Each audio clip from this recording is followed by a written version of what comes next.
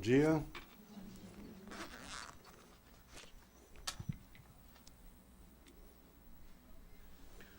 Dani, você pode pôr o PowerPoint? Cadê a Temis? Não está aí, né? Eu não vou destruir o Dia das Mães, viu? Pode ficar tranquilo. Eu tenho fama. Mas por que este tema? Porque Deus, na sua sabedoria infinita e no seu amor imenso por todos nós, um dia resolveu que o que ele tinha de mais precioso, ele ia dar a alguém muito especial. E, para tanto, Deus escolheu as mães. Porque Deus é o único que tinha o poder de criar, de dar vida. E ele resolveu presentear um ser muito especial com este dom que era exclusivo dele. E assim se fez as mães, que são aquelas que têm a capacidade de dar vida, trazer vida ao mundo. Não é? E é por isso que eu trouxe este tema, e disse Deus. Porque hoje nós estaremos ouvindo um pouquinho sobre a criação de Deus. E eu vou procurar abordar aqui o primeiro dia da criação até o dilúvio. E fica aqui o meu agradecimento ao Haroldo Dutra, porque 100% do que vai ser dito aqui eu captei dos ensinamentos que ele tem proporcionado através do estudo da Gênesis. Então fica a minha profunda gratidão a este esforço e a este presente que Haroldo Dutra nos dá. E quem não teve ainda a oportunidade de ouvir estes estudos, está disponível no YouTube. E é muito, para mim, tem me ajudado muito a compreender muito.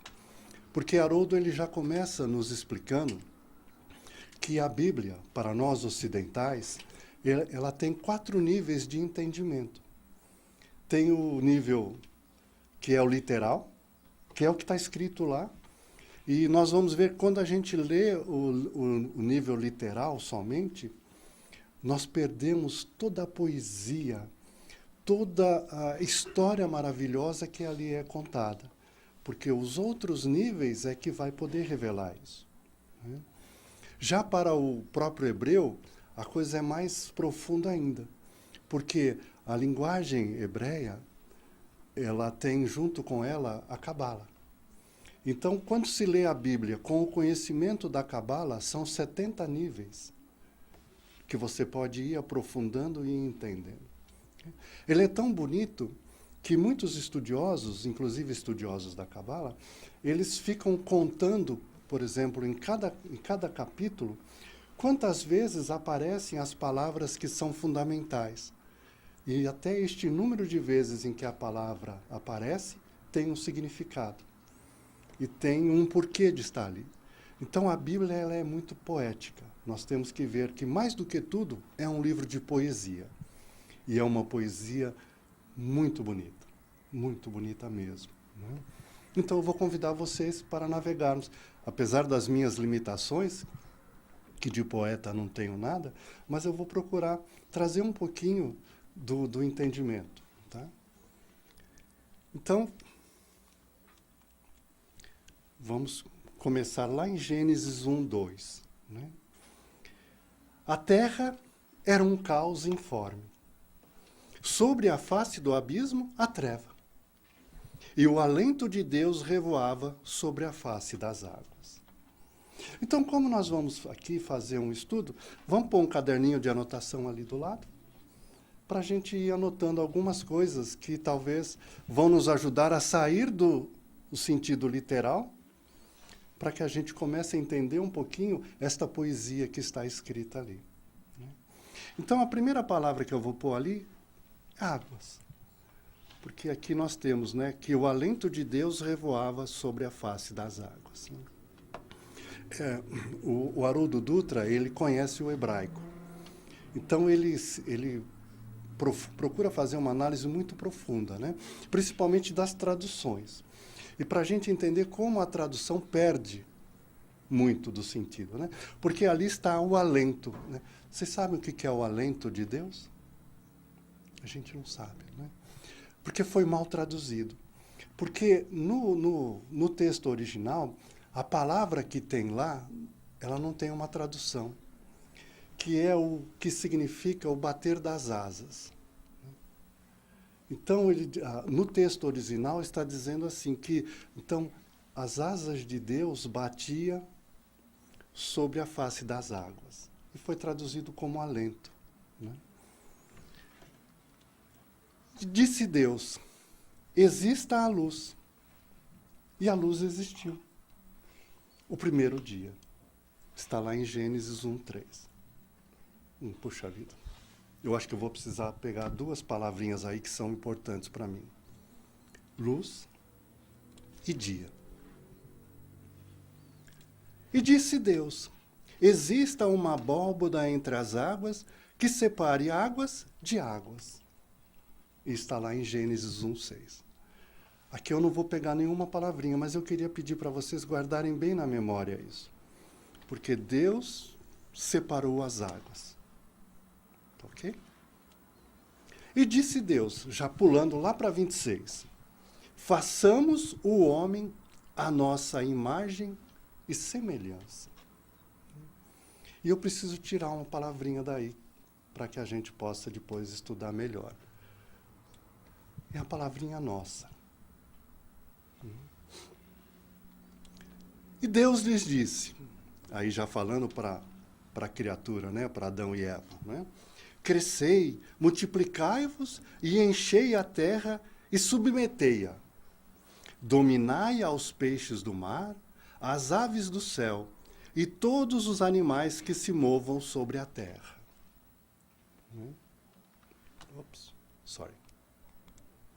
O Senhor Deus ordenou ao homem: podes comer de todas as árvores do jardim, mas não coma da árvore de conhecer o bem e o mal.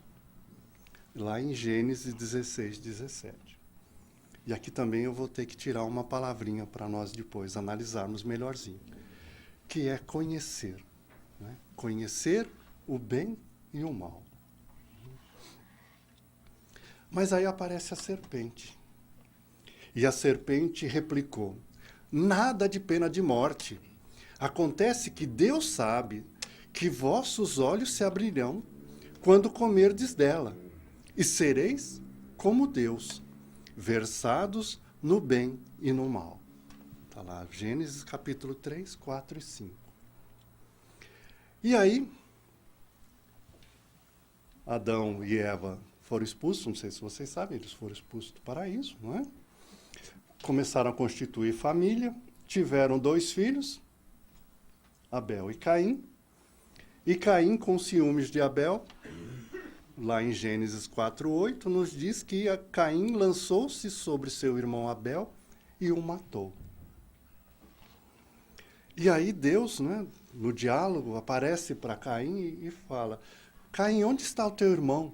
Parece, né, que Deus não sabe, Deus não sabia, né? Deus sabe tudo, não é?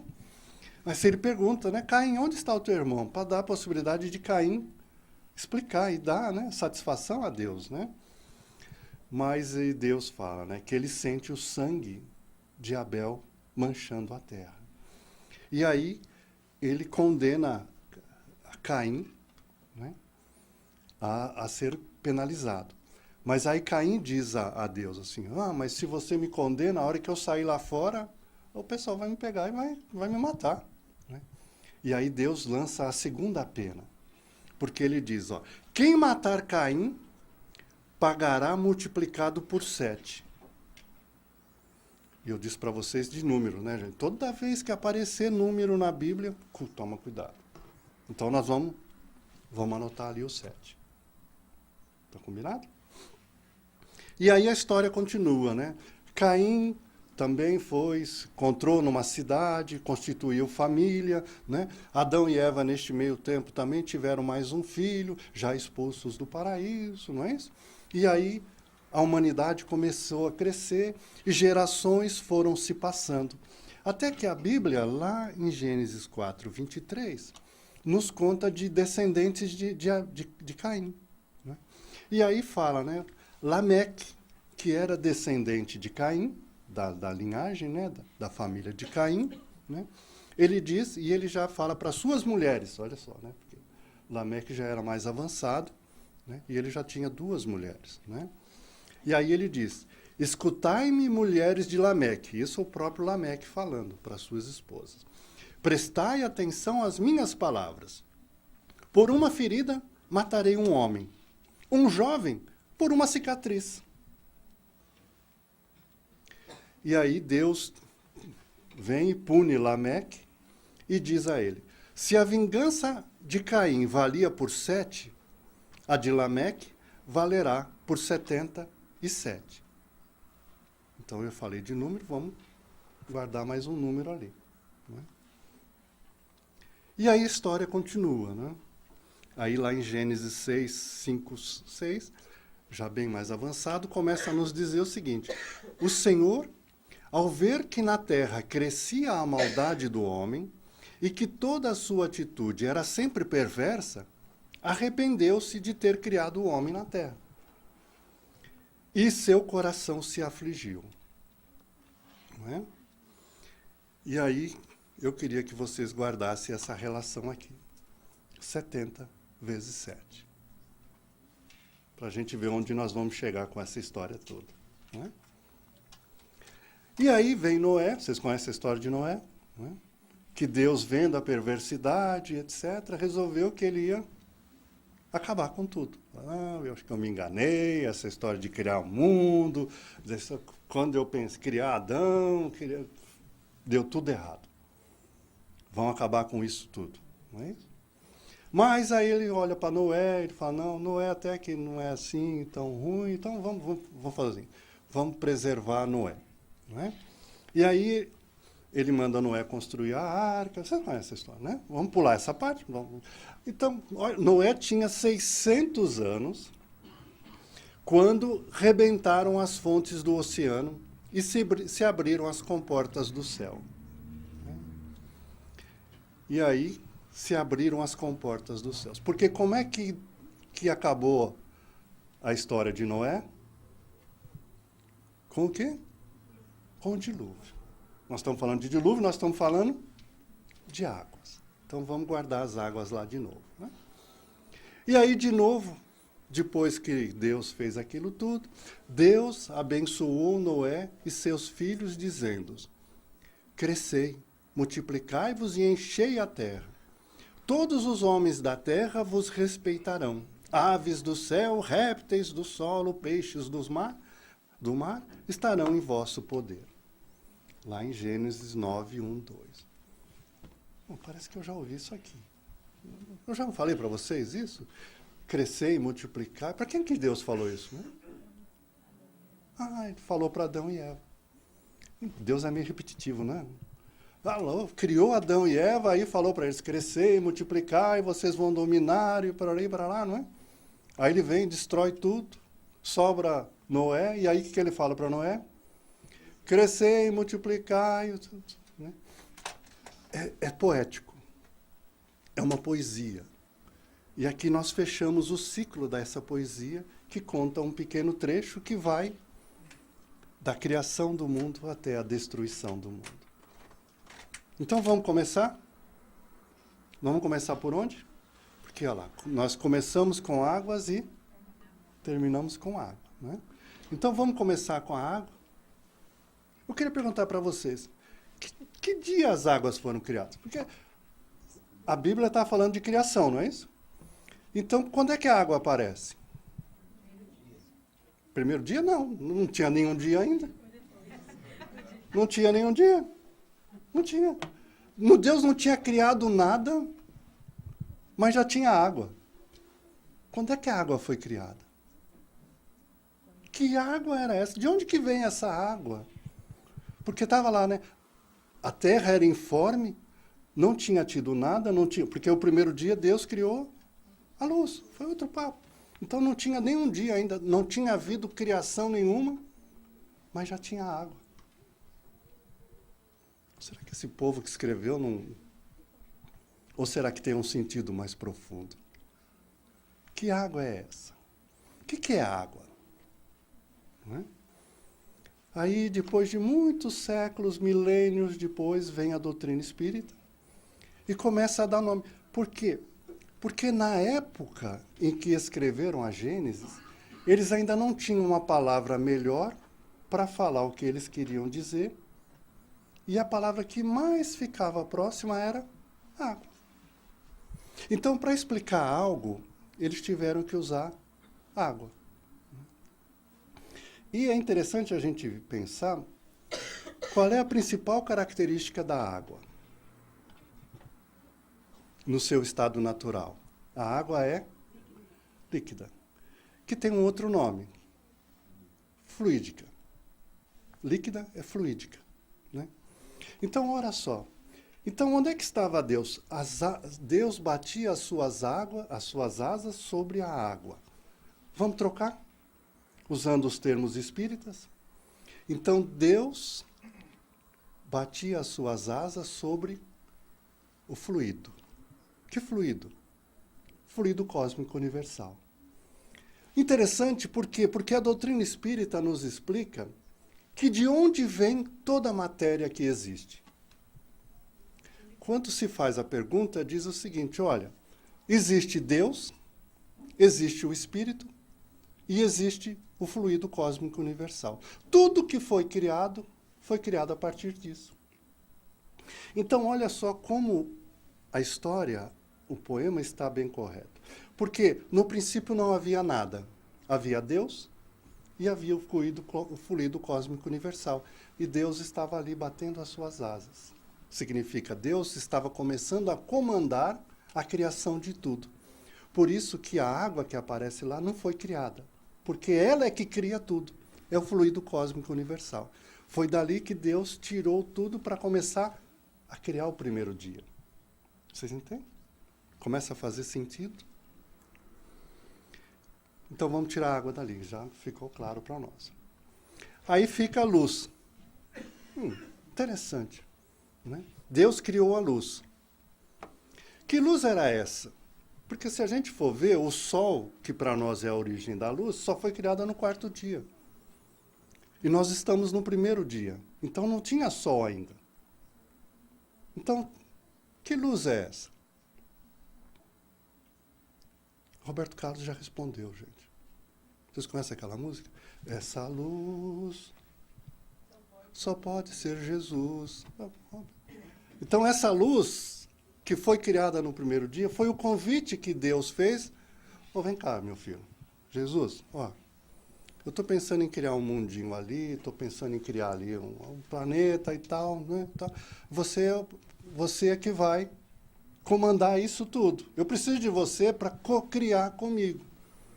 Então é por isso que logo de cara é preciso a luz, que é Jesus. Porque a luz que a gente conhece, que é o Sol, só vai aparecer no quarto dia. Mas aí também vem a outra questão, porque a luz tudo bem, não é? Agora vamos para o dia. Como assim o primeiro dia? De novo, o que é dia para nós? Fisicamente, cientificamente falando, o que é dia? O dia é o seguinte, é quando a Terra dá uma volta em torno de si mesmo.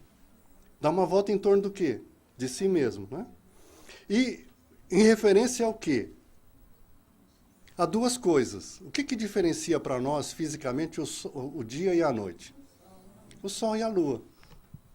Mas o Sol e a Lua só foram criados no quarto dia.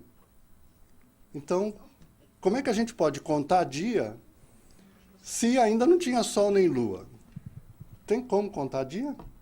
Então, esse dia aqui não é o nosso dia. Porque o nosso dia humano, ele só pode ser contado tendo a Lua e o Sol como referência. Não é isso? Mesmo o ano, né? O que é o ano?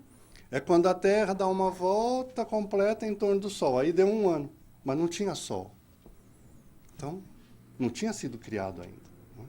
Então, que dia é esse aqui, gente? É uma contagem de tempo de Deus. É para dizer o seguinte, que a Terra não surgiu assim, no estalo de dedo de Deus. Que isso tomou tempo, tomou fases que resolveram chamar de dia. Quanto tempo dura um dia de Deus, o dia de criação? Essa resposta é muito fácil. Nós não sabemos. Não fazemos a mínima ideia quanto tempo passou cada dia. Porque isso aí, só Deus estava lá, e Jesus. E eles não contam para a gente. Então, este dia que está né? Deus criou o mundo em 6 dias e descansou no 7º. É 6 dias nosso? De 24 horas? Não. É um tempo que Deus levou que é Ele que sabe. Porque a nossa contagem de tempo humana só pode partir do 4º dia. Não tem como. Então, é o dia de Deus, é o dia da criação. Então, vamos cortar a luz? Vamos cortar a dia. Agora, aqui vem uma coisa interessante.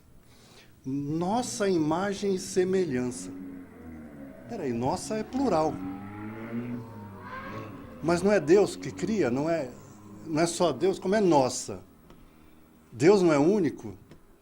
Não existe só um Deus? Não é isso que os hebreus nos ensinaram? Então, como é que pode ser nossa? Nossa quem, para a pálida? Parece que Deus está conversando com alguém ali, né? Não, vem aqui, façamos, quer dizer, não é Deus que está, façamos, né?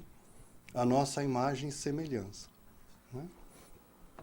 E aí, de novo, a tradução que foi feita do hebraico para a nossa linguagem, ela erra de novo na hora de traduzir. Porque o nome de Deus, quando se vai tratar de Deus no hebraico, é Eloi. E o que aparece na linguagem original não é Eloi, é Elohim. Elohim significa deuses. Então, nessa parte aqui, quando está narrando, né? E Deus, não é Deus, é deuses, com D minúsculo. Então, deuses disseram, faça-se a luz. É Elohim, não é Eli, que é o Deus, no hebraico, se chama-se Eli, e não Elohim. Então, quem que eles estão falando aqui? Quem são esses deuses? A doutrina espírita nos traz o esclarecimento hoje, né? Nos diz que, então, Deus cria com o pensamento e ele tem uma equipe de espíritos altamente iluminados sob o comando de Jesus, que foram aqueles que tornaram o pensamento de Deus real. Então, quando aqui está dizendo, faça a nossa imagem e semelhança, é Jesus, junto com os espíritos crísticos que estavam trabalhando ali, conversando entre eles. E agora, o que nós vamos fazer? Vamos criar o homem? Vamos. Como é que nós vamos criar o homem? Que tal a nossa imagem e semelhança? Não, pode ser uma boa ideia. Vamos fazer então. E eles estão conversando, porque é uma equipe que está criando, não é? Deus pensa, e ele tem uma equipe que age. É muito bonito que João, ele dá um nome para isso no início do seu evangelho, que ele diz que é o verbo de Deus. São os criadores, a ação do pensamento de Deus. Né? Agora vem uma parte que começa a ficar interessante, gente. E aqui a gente começa a entender o simbolismo que está contido na Bíblia do Adão e Eva, que é muito interessante. Né? Então, vamos recapitular. Né? Então, Deus criou o paraíso, lá tinha várias árvores, tudo. E Deus criou 2 árvores, fundamentais, no centro do paraíso. A árvore da vida e a árvore do conhecimento. E Deus disse para Adão, a Eva nem tinha nessa ainda, né? Deus chega para Adão e fala assim, olha, isso aqui tudo é teu, meu filho. Você pode fazer daqui tudo que você quiser, eu só te peço uma coisa. Não coma da árvore do conhecimento. Porque se você comer dela, você vai morrer. E aí, qual é o simbolismo que está aqui? O que vem a ser o conhecimento? O que vem a ser conhecer o bem e o mal?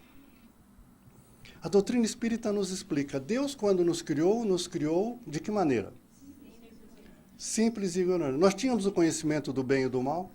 Não, porque nós éramos simples e ignorantes. Nós não tínhamos. Se a gente quer ter o pleno conhecimento do bem e do mal, o que a gente quer? A serpente deu a dica para nós, né? Ela falou assim, deixa de ser bobo. Come lá. Primeiro que você não vai morrer. Sabe o que vai acontecer? Se você tiver o conhecimento total do bem e do mal, você não precisa mais de Deus.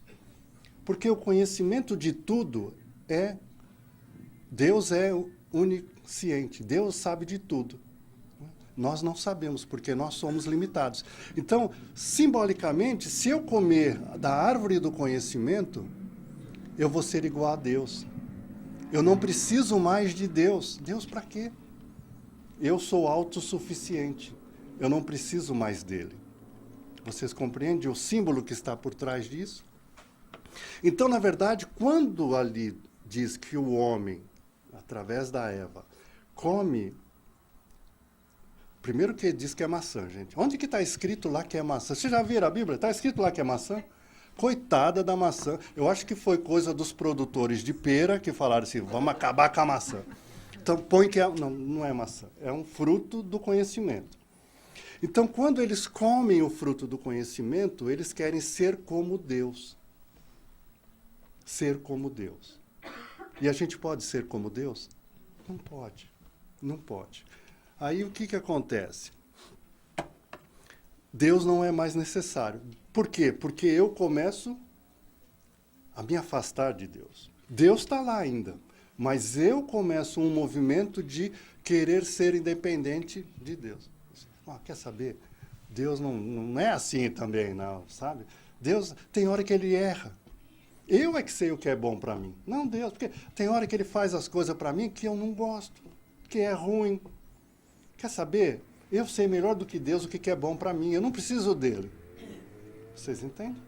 Este é o movimento que Adão e Eva começam a fazer. E é muito importante a gente entender o que significa Adão. O que significa Adão? E na linguagem original hebraica, Adão é muito bonito. Porque Adão vem de Adamá. E Adamá é terra. Por isso que lá foi simbólico que como é que Deus criou Adão? Do pó da terra. Então, na verdade, quando fala de Adão, não é um indivíduo, é uma raça. E que raça é essa? Terráqueo é feio, né? Mas somos nós, os habitantes da Terra. Porque quando a gente fala terráqueo, parece que é coisa de né? Ufologia, a nave espacial, né? De seres... Não, são nós os habitantes da Terra, Adão, os habitantes da Terra, acharam que Deus não era mais necessário. E nós começamos a nos distanciar de Deus. Né? Então, comer a fruta simboliza o primeiro uso do livre-arbítrio da humanidade. Então, nós, na verdade, Deus tinha falado, não coma daquela árvore. Aí eu uso o meu livre-arbítrio, que é o direito que eu tenho de escolher. E o que eu escolho? Comer do fruto da árvore. Eu começo a me distanciar de Deus, eu começo a desobedecer a Deus e achar que nem tudo que Ele fala é o melhor para mim. Que eu é que sei o que é melhor para mim. E aí qual é a consequência? Ele se afasta de Deus.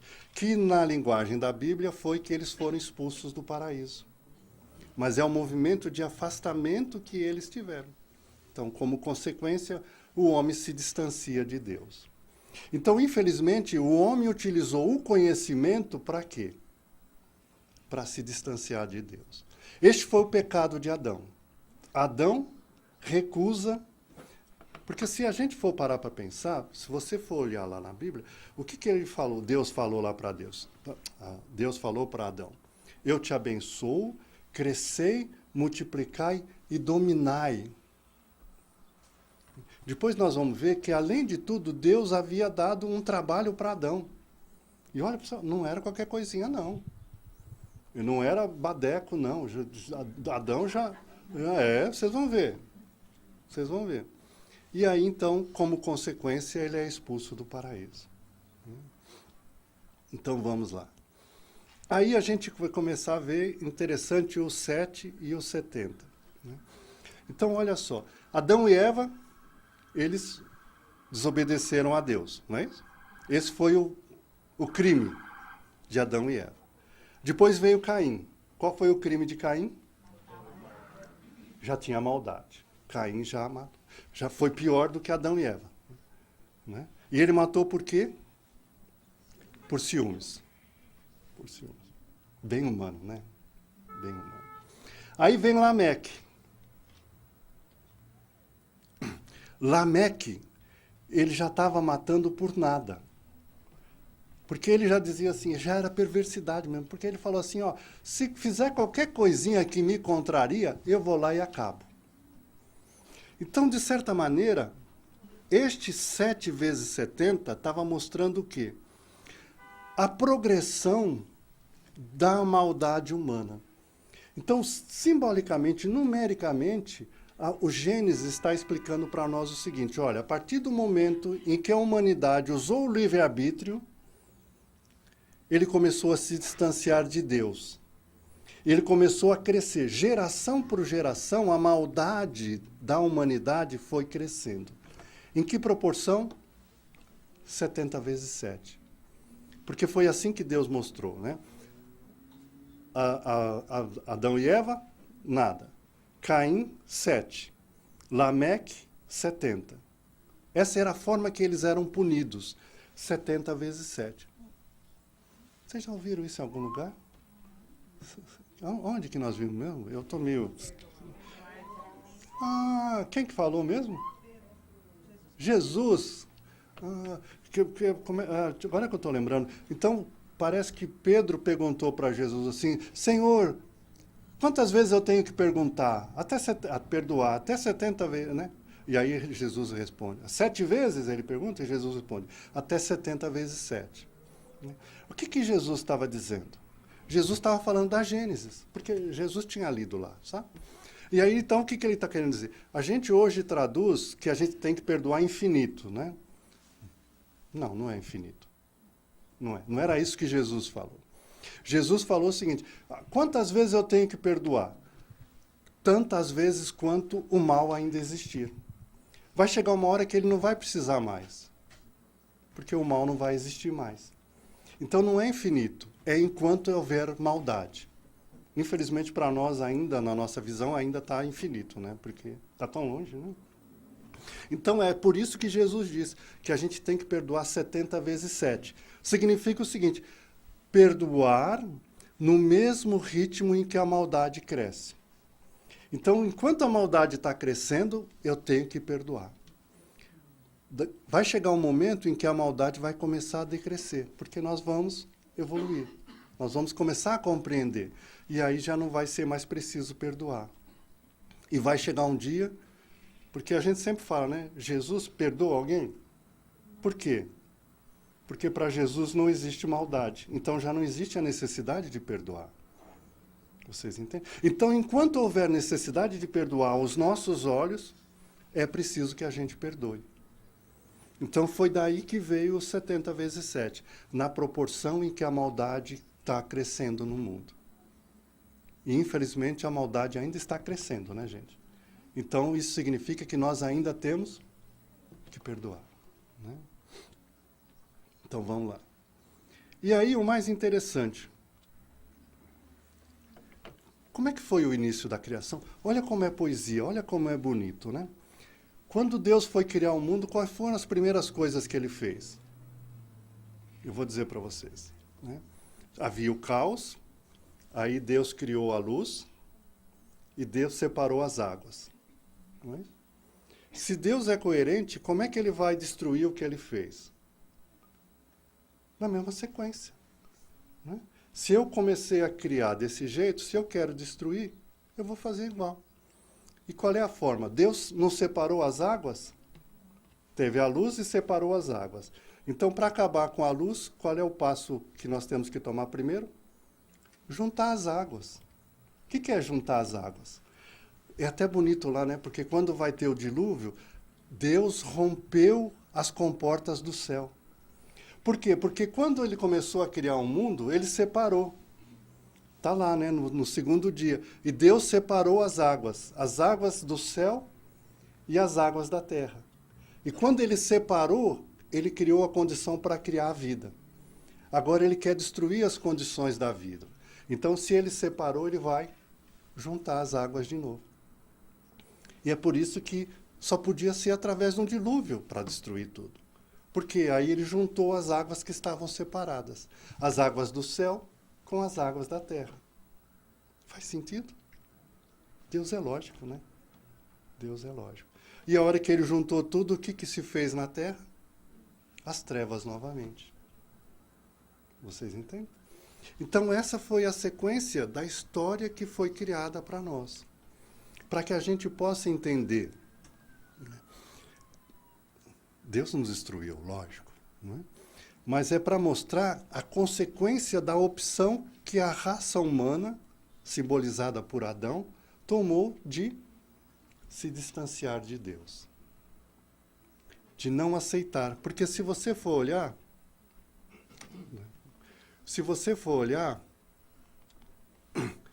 de certa forma, Adão diz o seguinte: seja feita a minha vontade, não a vontade de Deus. Eu não quero o que você arrumou para mim. Esse negócio de paraíso, dominar as feras, eu acho que isso não é bom. Eu quero coisa melhor. Eu acho que eu mereço mais. Eu não quero que seja feita a tua vontade.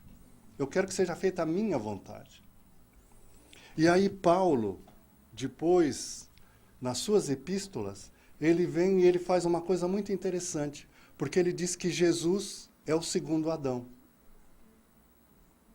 E que Jesus não cometeu os erros, ele veio para arrumar os erros do primeiro Adão. Ele veio arrumar os erros, o que é o Adão? A humanidade. Então, de que Jesus veio para corrigir o erro de opção que a humanidade fez lá atrás. Porque Jesus, o tempo todo, o que ele fala para Deus? Seja feita a vossa vontade, não a minha. E Jesus, ele teve que chegar ao extremo, porque nós somos devagar para entender, né? Se Jesus falasse só isso, a gente não ia entender. Então, Jesus tinha que mostrar na prática mesmo. Não, gente, eu quero que seja feita a vontade de Deus. Por isso que ele chegou ali no Getsemane e ele fala, né? Pai, afasta de mim esse cálice. Porque Jesus, ele tinha que deixar muito claro para nós, assim, gente, eu não quero isso. Eu não quero isso, não é isso que eu quero para mim. Eu não quero morrer na cruz. Não é? Eu não quero sofrer porque dói. Não, eu não quero isso. Mas seja feita a vossa vontade, Pai, não a minha. Que é para simbolizar de uma maneira muito evidente para nós que todas as vezes em que a gente quer que seja feita a nossa vontade, nós vamos fazer besteira. Nós não vamos saber porque nós ainda não temos conhecimento, maturidade suficiente para que seja feita a nossa vontade. Nós temos que nos submeter à vontade de Deus. Porque a vontade de Deus é infalível. Ela sempre é por amor, é sempre para o nosso bem. Mesmo quando a gente acha que não é. Mesmo quando a gente acha que Deus não... A minha vontade é mais importante. Não é.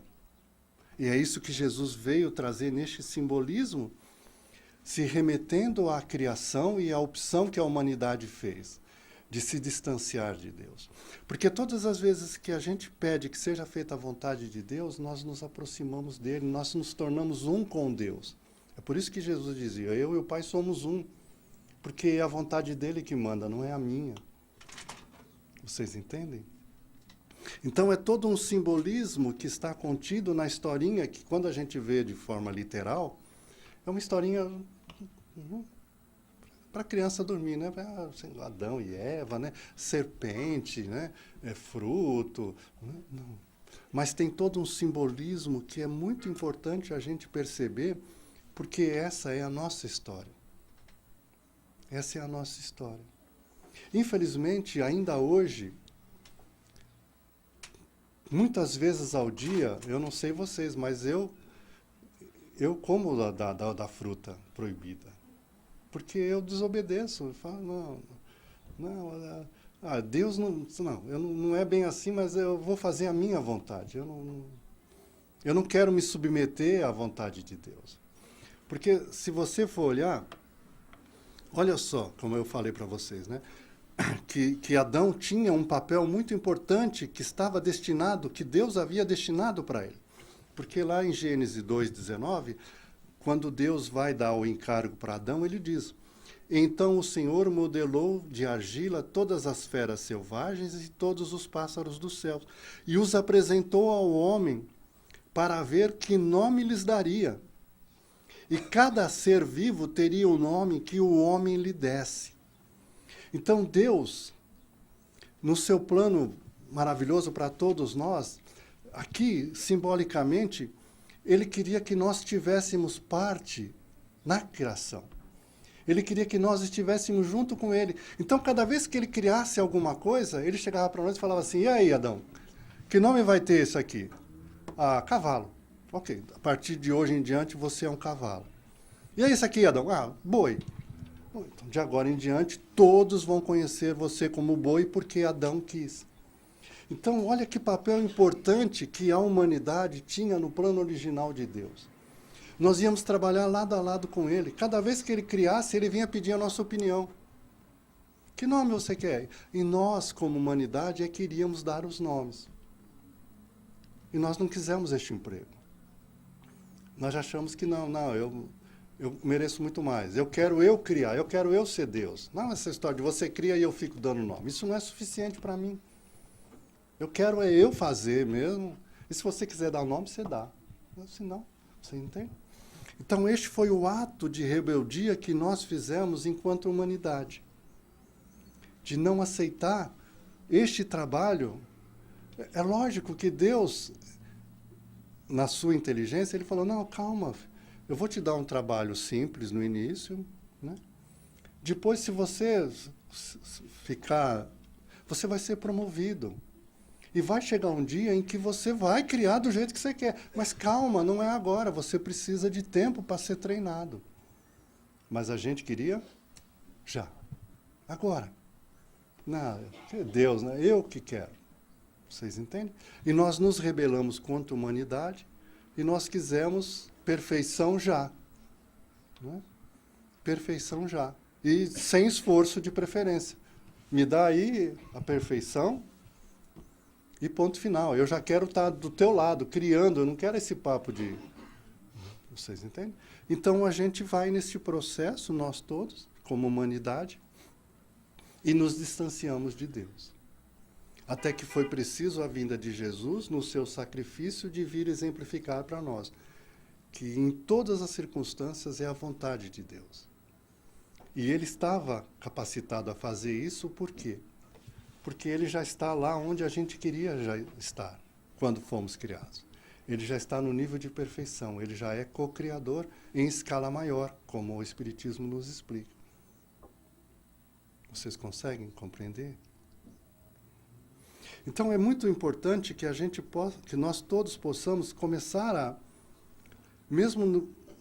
voltar lá atrás, né, na Gênesis, voltar lá atrás no Deuteronômio, nos livros onisciais que são, né, atribuídos a Moisés, porque há muito significado, há muita coisa ali que tem tudo a ver com o que a doutrina espírita nos explica hoje, né, e que é preciso, como Jesus disse, ter olhos de ver e ouvidos de ouvir, para que a gente possa entender que mensagem estava sendo passada, porque essa mensagem ela está só sendo repetida, ampliada e esclarecida tanto pelo Evangelho de Jesus quanto pela doutrina espírita nos dias de hoje.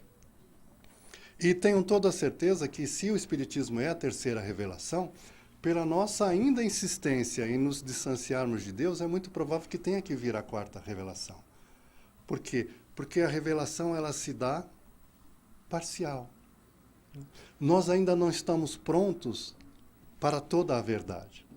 Vai ser preciso ainda mais e mais voltas do Cristo através, na terceira revelação, do Espírito de verdade, e na quarta revelação não se sabe que nome vai ter, para poder nos estar relembrando e ampliando e possibilitando que a gente possa compreender cada vez mais e melhor entender os desígnios de Deus. Até que vai chegar um dia que, a exemplo do Cristo, nós todos iremos estar pronunciando de uma maneira muito convicta: Pai, seja feita a vossa vontade. Muito obrigado.